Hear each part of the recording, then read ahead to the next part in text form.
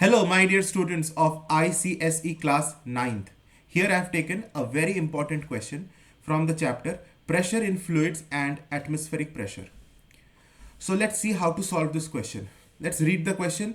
A square plate of side 10 meter is placed horizontally 1 meter below the surface of water. इस line में बहुत सारी चीजें कही गई है. Let us understand this sentence.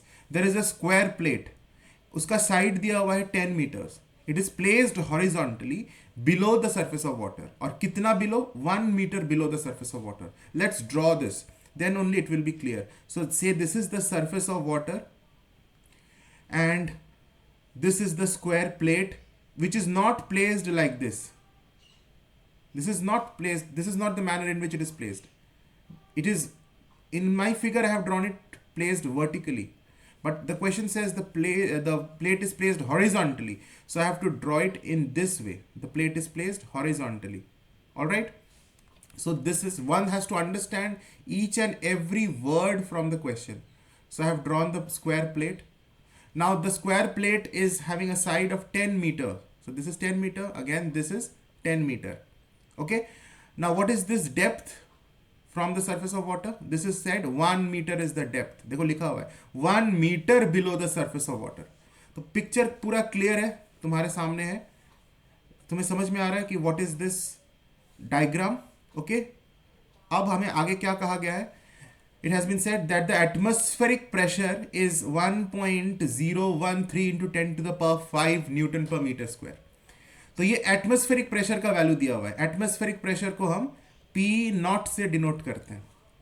P naught means atmospheric pressure. And what is this? This is the pressure due to the air column.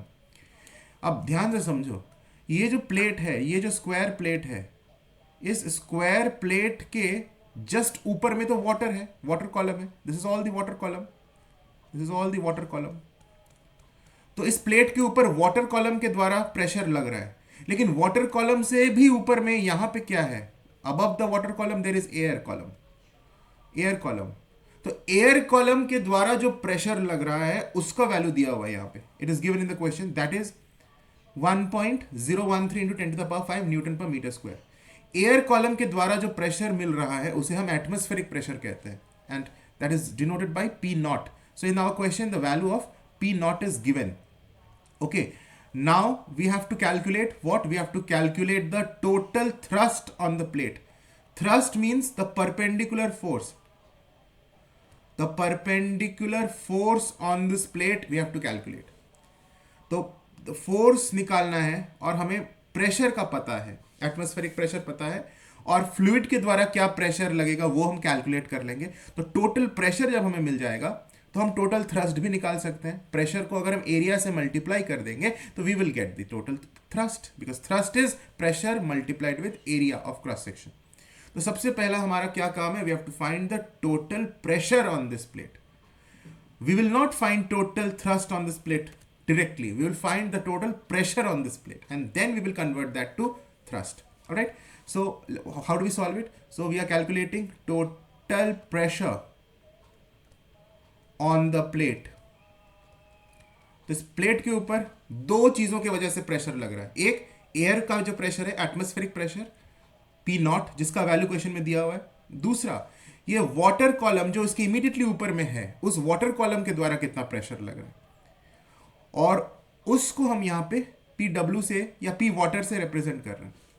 So total pressure on the plate is the atmospheric pressure plus the pressure due to this water column.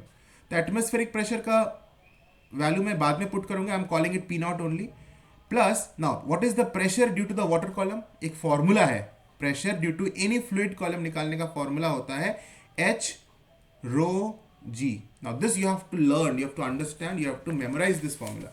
H rho G is the pressure due to any fluid column.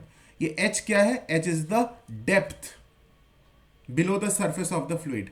In our case 1 meter. यहाँ question में दिया हुआ है कि ये जो square plate है, it is at a depth of 1 meter below the surface of water. So H is 1 meter. What is this rho?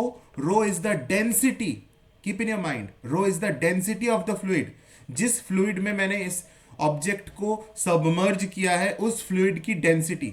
In this question the fluid is water, और वाटर का डेंसिटी हमें चाहिए, and it is given, देखो question में लिखा हुआ है density of water which is rho is 10 to the power 3 kg per meter cube. तो रो का वैल्यू भी दिया हुआ है which is the density of this water.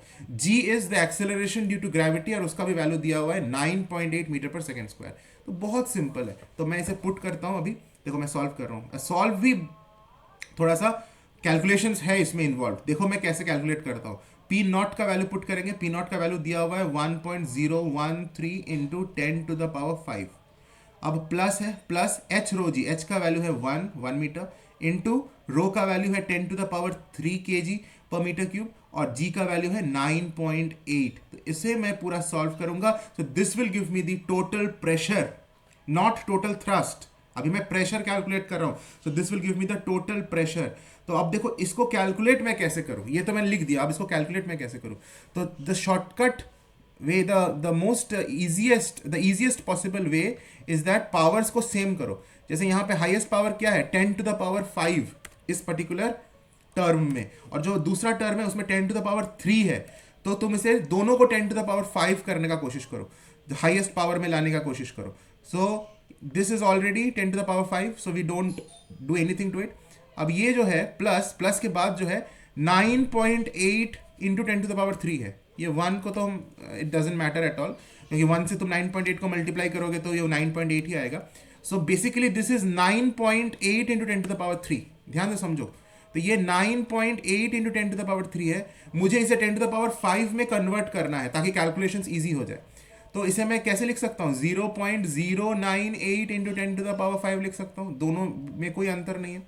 Decimal को मैं दो प्लेसेस लेफ्टवर्ड शिफ्ट कर दिया तो इधर 10 to the power 5 बन गया. So that I will write 0.098 into 10 to the power 5 लिखा.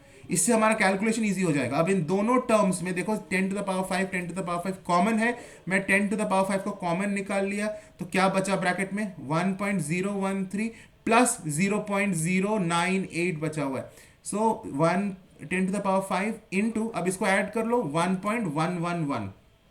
एकदम सिंपल है. इस दोनों को ऐड करना बहुत सिंपल है.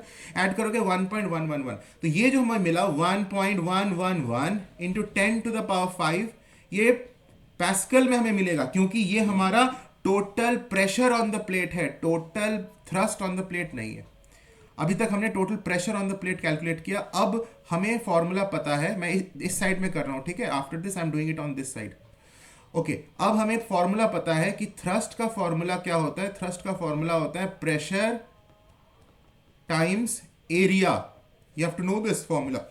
तो हमें टोटल थ्रस्ट निकालना है. We have to calculate total thrust now. तो प्रेशर हमें पता है 1.111 into 10 to the power 5. Area हमें पता है.